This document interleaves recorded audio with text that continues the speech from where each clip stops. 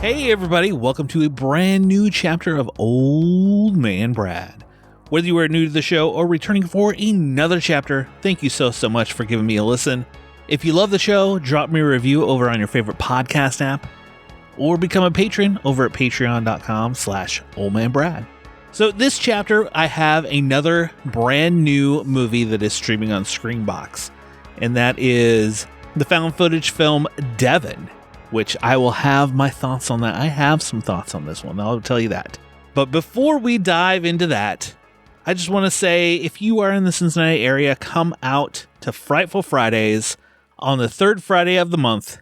I host a horror screening, and our screening for December is Don't Open Till Christmas from 1984. This is a film that had quite the production problems and quite the story behind it. It is just kind of a crazy film.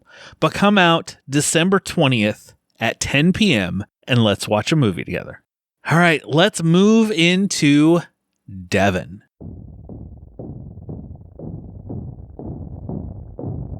Five young adults have gone missing near the area of Rangeley, Pennsylvania, after responding to a random website. The website was seeking volunteers to help find clues about a missing child. A new video has just been released from the crime scene. If anyone finds this thing,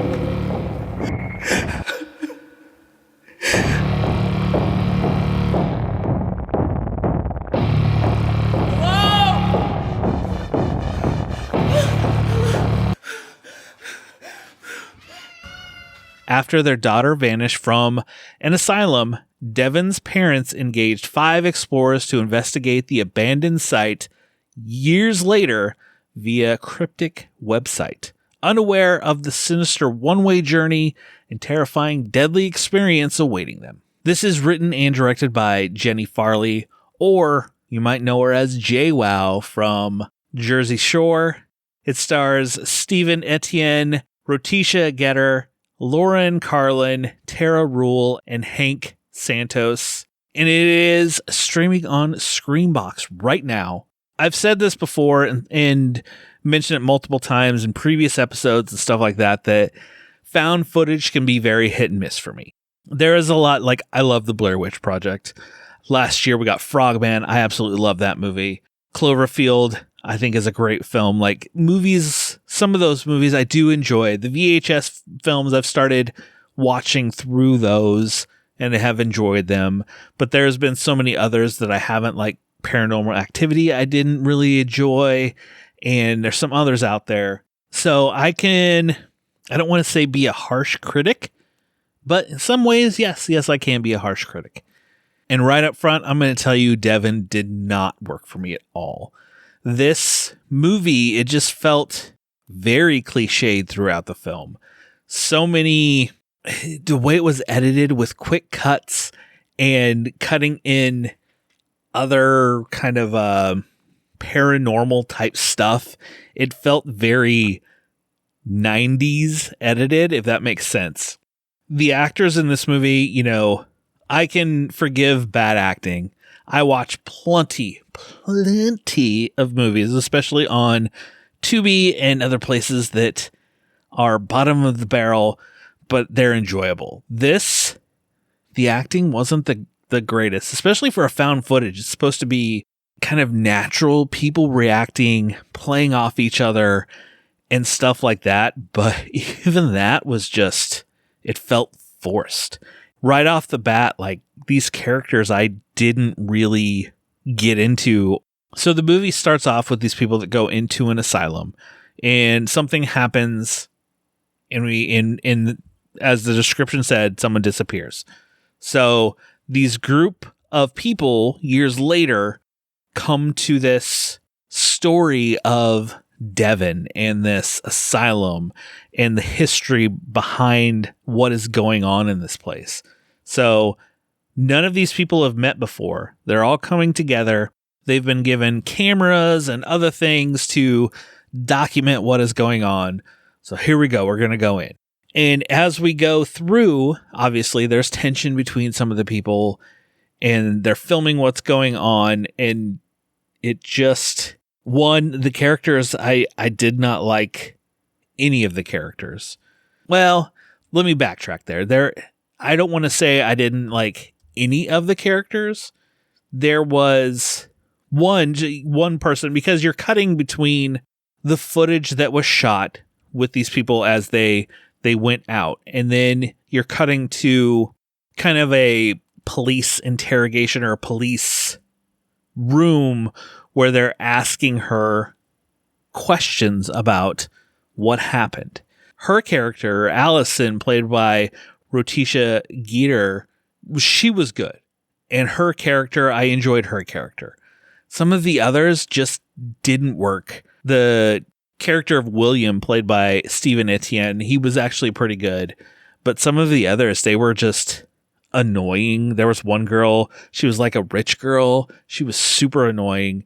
I liked how it went from cutting from this footage that was found and the police kind of interrogation of what happened, what was the story, how did you get out kind of thing, and you're kind of piecing it together along the way. But it was I think the movie's only like an hour and 15 minutes, and it felt like it was a whole lot longer than that. It was slow. I felt like it was never going to end. And then you get to these twists and turns along the way. As they start to happen, you at least for me, I didn't care. There were a few scenes towards the end that were pretty good and kind of tense, but it wasn't enough to really make me enjoy the film overall. Like, it was just, like maybe it was like it's probably like a 2-star movie for me out of 5. I wanted so much more from it.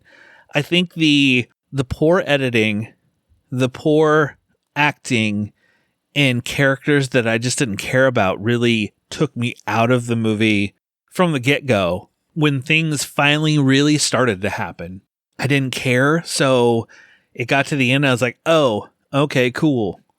And then you get a twist, which you can kind of see coming. You know, it just left me empty at the end. Like, oh, that was a movie. So unless you are a found footage fan, you know, if you see it, let me know what you thought of it.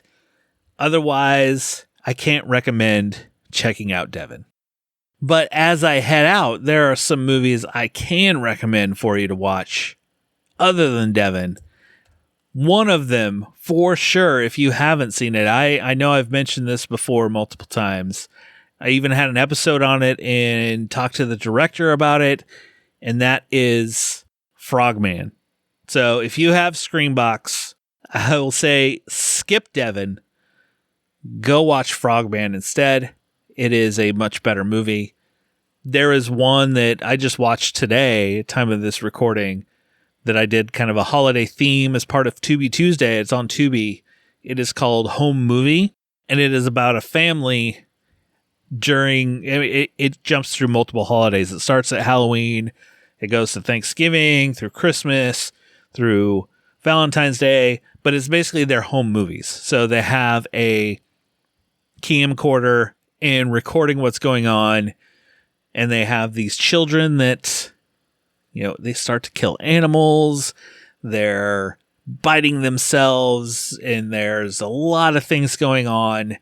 It was, for the most part, pretty enjoyable, and I could recommend checking out Home Movie because it is, I mean, as a parent, any kind of creepy kids, I mean, they just get me. So there you go. Go check out Frogman on Screambox or Home Movie over on Tubi. Well, that will do it for another chapter of Old Man Brad.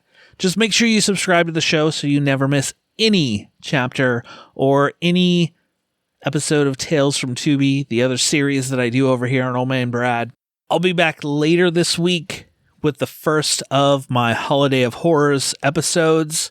We're going to have 5 episodes with 5 guests spanning 5 weeks through the holidays leading up to Christmas week.